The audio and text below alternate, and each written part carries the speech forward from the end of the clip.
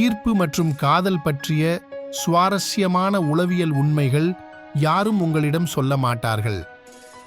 யாராவது உங்களை விரும்புகிறார்கள் என்பதை நீங்கள் கண்டறிந்தால் உங்களில் ஒரு பகுதியினர் அவர்களை திரும்பப் பெறத் தொடங்குவார்கள். நீங்கள் அவர்களிடம் ஒருபோதும் உணர்வுகள் இல்லாவிட்டாலும் கூட நீங்கள் ஒரு நபரை சிரிக்க அல்லது சிரிக்க வைக்கும்போது நீங்கள் மிகவும் கவர்ச்சியாக தோன்றுவீர்கள். உடல் ஈர்ப்புகள் பொதுவானவை, ஆனால் மன மற்றும் உணர்ச்சி இணைப்புகள் அரிதானவை. ஒரு நாள் யாரோ ஒருவர் உங்கள் வாழ்க்கையில் நுழைந்து அது ஏன் வேறு யாருடனும் வேலை செய்யவில்லை என்பதை நீங்கள் பார்க்கச் செய்வார். ஒரு பெண் உன்னை விரும்புகிறாள் என்றால் உன்னுடன் பேசும்போது அவள் தலைமுடியுடன் விளையாடுவாள். மக்கள் பொதுவாக நீண்டகால உறவை தேடும்போது அழகான உடலை விட கவர்ச்சியான முகத்தை விரும்புகிறார்கள்.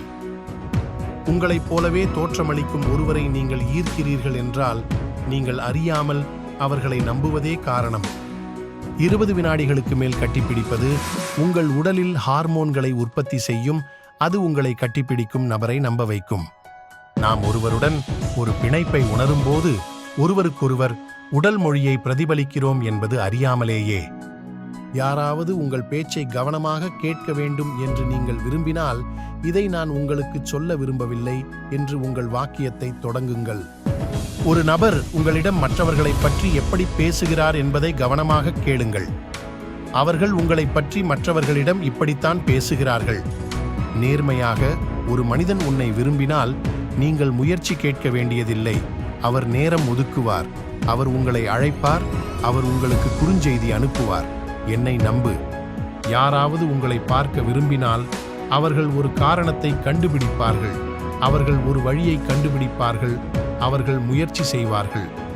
அவர் உங்களை வாரத்தில் பல முறை தொடர்ந்து சோதித்துக் கொண்டிருந்தால் அதுவும் உண்மையான காரணமின்றி அவர் உங்களுடையவர் என்பதை நீங்கள் அறிவீர்கள்.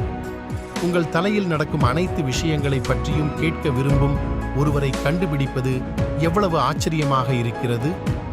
ஒரு பாதுகாப்பான மனிதர் உங்கள் வாழ்க்கையில் வந்து உங்களை சரியாக நேசிக்கிறார். தந்திரமான விஷயங்கள் இல்லை, அரை காதல் இல்லை, கூடுதல் பெண்கள் இல்லை, முரண்பாடு இல்லை. நீயும் தான். பெண்களுடன், குறிப்பாக அவர்கள் மிகவும் கவர்ச்சியாக கருதும் பெண்களுடன் பழகுவது ஆண்களை முட்டாளாக்குகிறது. உங்களை மீண்டும் காதலிக்காத ஒருவரை நேசிப்பது கற்றாழையை கட்டிப்பிடிப்பது போன்றது. நீங்கள் அதை எவ்வளவு இறுக்கமாக பிடிக்கிறீர்களோ அவ்வளவு அதிகமாக அது வலிக்கிறது.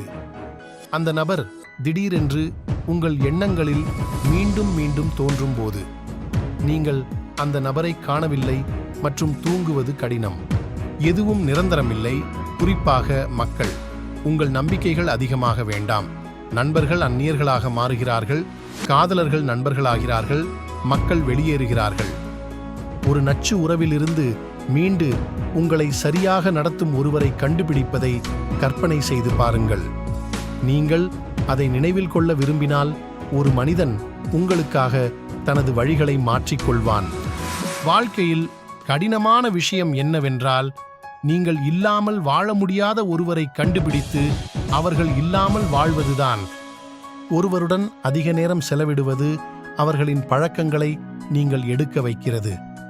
சரியான நபருடன் நீங்கள் மகிழ்ச்சியாக இருக்க கடினமாக உழைக்க வேண்டியதில்லை. அது நடக்கும்.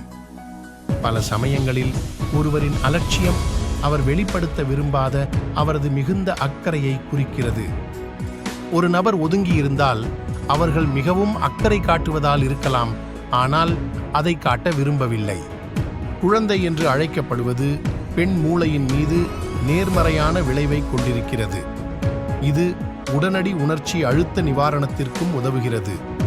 பெண்களின் முன் மிக அழகாக நடந்து கொள்வது ஆண்களை நட்பு மண்டலத்திற்குள் கொண்டு வரும் என்பது நிரூபிக்கப்பட்டுள்ளது. எனவே மற்றவர்களுடன் இருப்பது போல் இயல்பாக நடந்து கொள்ளுங்கள். ஒரு பையன் உன்னை உண்மையிலேயே நேசிக்கிறான் என்றால் 4 உறுதியான அறிகுறிகள் உள்ளன. அது அந்த நபர் உங்களிடம் ஈர்க்கப்படுவதற்கான உறுதியான அறிகுறியாகும். முதலில், நீங்கள் சுற்றி இருக்கும்போது அவர் உங்களுடன் கண் தொடர்பு கொள்கிறாரா என்று பாருங்கள். அவர் உங்களை சுற்றி புன்னகைக்கிறாரா என்பதில் கவனம் செலுத்துங்கள். இரண்டாவது, அவர் உங்கள் நடத்தையை பிரதிபலிக்கிறாரா என்பதை பார்க்கவும் மேலும் அவரது உடலும் பாதங்களும் உங்களை நோக்கி கோணமாக இருக்கிறதா என்பதை கவனியுங்கள். மூன்றாவது, அவர் எப்பொழுதும் உங்களுடன் பழகத் தயாராக இருக்கிறாரா, உங்களை தொடுவதற்கு சாக்குகளை கண்டுபிடிக்கிறாரா என்பதில் கவனம் செலுத்துங்கள்.